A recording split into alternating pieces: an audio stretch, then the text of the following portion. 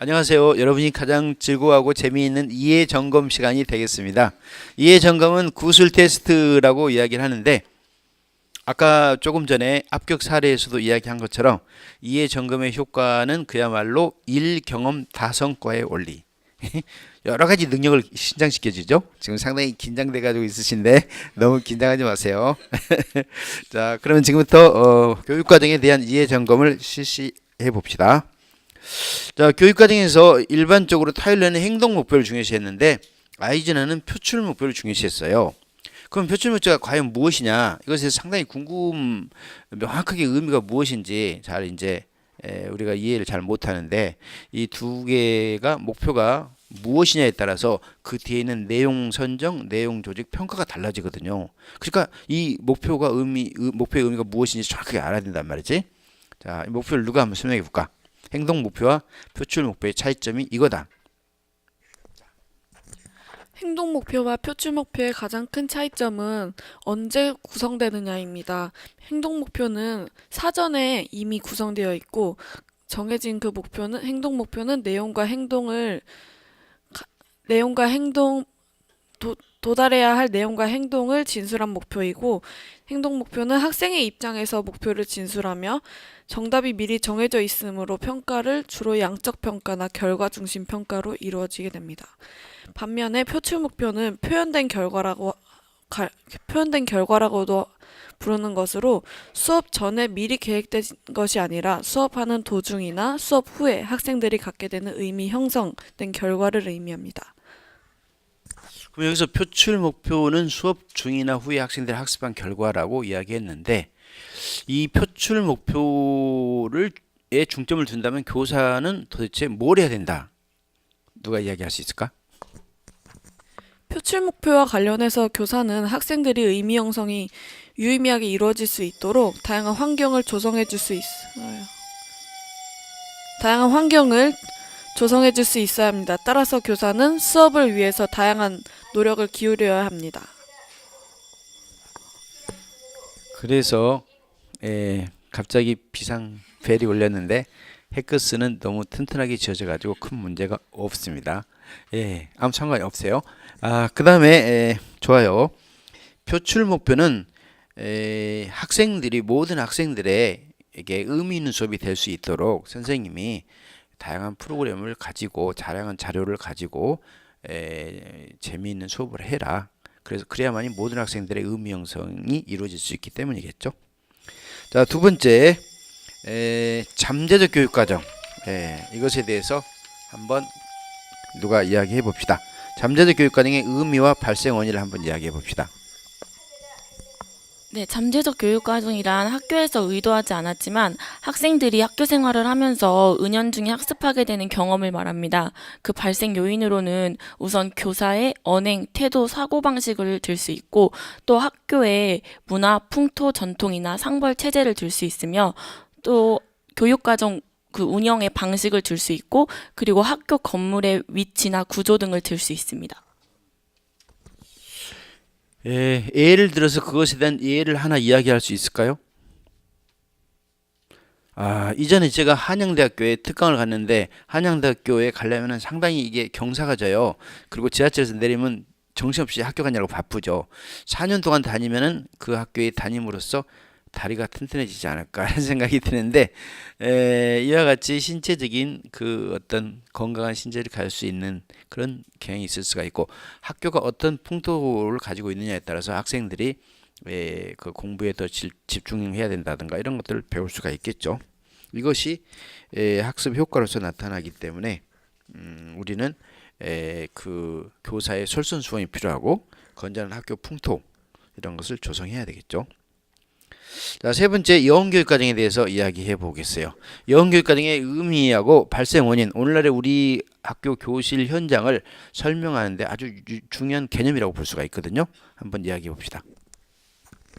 영교육 과정이란 학생에게 의미 있고 가치 있는 내용임에도 불구하고 학교에서 가르치지 못한 학생들이 학습하지 못한 경험을 뜻하는데요. 이제 발생 원인은 첫 번째로 공식적 교육 과정이 선택과 배제의 산물이기 때문에 공식적 교육 과정을 채택감에 따라서 교사가 의도적으로 배제한 것이 원인이고요.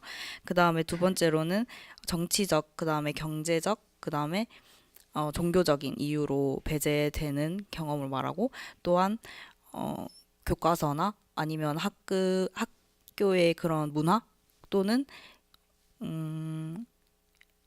보수성의 문제 때문에 의도적으로 배제될 수 있고, 마지막으로는 교사의 무능, 그러니까 교사의 열정 부족 또는 학생의 무능으로 인해서 발생하는 원인이 있습니다. 그렇죠. 근데 우리나라에 보면은 그 영교육 과정이 교실에서 많이 생긴단 말이죠. 그런데 중요한 원인이 교사의 무능까지는 지금 이야기할 수는 없겠고, 그 학생들의 무관심, 그다음에 비협조, 그다음에 무능, 이런 것들 때문에 영교육 과정이 생기고 있다, 이렇게 볼 수가 있는 거죠. 또 한편으로 영교육 과정의 개념을 확대해서 적용해 보자면, 매 수업 시간마다 영교육 과정이 생기는 그러한 교과가 있어요. 그래서 국어 시간에는 국어를 잘 못하는 학생들은 영교육 과정이 생길 수가 있고, 선생님이 중간 정도의 수준으로 수업을 한다면, 왜냐하면 선생님이 가르치는 교과서 내용이 한 중간 정도 수준이라고 볼 수가 있거든. 그렇기 때문에 영어라든가 수학 시간에도 기초가 부족한 학생들은 매 시간 영교육 과정이 생기게 되고, 교육 사회학적인 관점에서 본다면 상징적 폭력을 당하는 그런 아이들이 너무 많다, 이런 뜻이죠. 그래서 학생 중심의 교육으로 이제 나가면 그런 것이 부족하겠죠.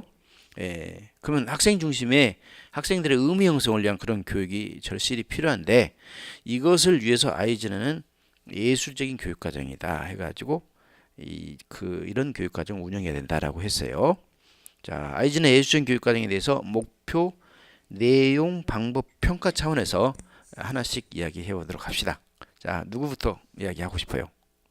자, 일단 아이즈너는 예술적 교육 과정을 이야기했는데요. 예술적 교육 과정이라는 것은 학생들의 의미 형성을 위해서 학습자의 특성에 맞게 창의적으로 교육 과정을 운영하는 것을 의미합니다. 이와 관련해서 목표 측면에서는 표출 목표와 문제 해결 목표를 강조하였습니다. 표출 목표라는 것은 표출 목표는 학생들이 수업 도중이나 이후에 의미 형성한 결과를 중시한다는 것이고, 문제 해결 목표라는 것은 학생들에게 어떤 조건과 문제가 주어지면 조건을 활용하여서 그 문제를 해결할 수 있도록 하는 것을 말합니다. 이 두 가지를 목표로서 강조하고 있습니다. 거기에서 이 표출 목표 속에 행동 목표가 포함되느냐, 그렇지 않느냐, 이렇게 이제 좀 뭐냐면 그것에 대한 이제 논란이 있을 수가 있어요. 그런데 표출 목표라는 것이 수업 중이나 후에 학생들이 학습한 결과인데, 행동 목표도 수업 시간에 열심히 선생님이 가르치다 보면은 행동 목표도 달성하게 된단 말이지. 그래서 표출 목표가 관점의 차이긴 한데 행동 목표를 포함하는 경우가 거의 대부분이다, 이렇게 볼 수가 있는 거죠. 다만 두 차이점은, 행동 목표는 교사 차원에서 무엇을 가르칠 것인가, 여기에 초점을 맞춰서 목표를 정한 것이고, 그 다음에 최종적인 이제 결과를 측정하는 데 초점을 맞춘 것이라고 본다면, 여기에 있는 표출 목표는 학생의 관점에서 학생들이 사전에 정하지 않았지만 무엇을 그 시간에 공부를 했고 무엇에 대한 의미 형성을 얼마나 했느냐, 이것에 강조점을 둔 것이다, 이렇게 볼 수가 있죠. 자, 두 번째. 네, 내용으로는 영교육과정과 그 가드너의 다중지능 이론을 도입하셔서 학생의 필요나 흥미에 따라 교육과정을 운영할 수 있어야 하며, 또 사회적 요구도 반영을 해야 합니다. 그리고 거미줄 모형으로 교육과정을 조직하여서 통합되고 융통성 있게 운영하여야 합니다. 그다음에 방법적 면에서는 교사는 교육적 상상력을 발휘하여서 이제 수업 도중에 학생들의 반응을 적절히 보며 그 이제 수업의 목표나 내용을 적절히 변형시킬 수 있어야 하고 교육적 감시관을 통해서 학생들이 올바른 목표를 도달할 수 있도록 발달시켜야 되는 역할이 필요합니다. 여러분들이 이야기한 대로 한다면 학생들의 그 의미 형성이 효과적으로 잘 이루어질 수 있을 것이다. 이렇게 이제 예상을 할 수가 있는데 거기서 교육적 감시관 또는 그 예술적인 신미한 교육적 상상력 이런 용어가 나오는데 교육적 상상력이나 또는 예술적인 신미한 이런 것은 교육과정을 학생의 의미 형성을 위한 그런 교육과정을 편성해서 운영해야 된다 이런 의미를 이제 강조하는 것이고 그다음에 교육적 신미한 이것은 평가와 관련된 개념인데 교육적 신미한하고 이제 비평이라는 용어가 있잖아요. 근데 교육적 신미한이라는 것은 진짜 가짜를 감별할 수 있는 그런 능력, 진짜 포도주, 가짜 포도주, 다이아몬드 이런 것처럼 학생들 중에서도 진짜 얘의 잠재력이 무엇인가 또는 얘의 지금 부족한 점이 무엇인가 이런 것을 정확하게 파악해 가지고 그에 맞춰서 처방을 내려줄 수 있는 그런 교사. 그러니까 의사 선생님보다도 더 어렵다고 봐야죠.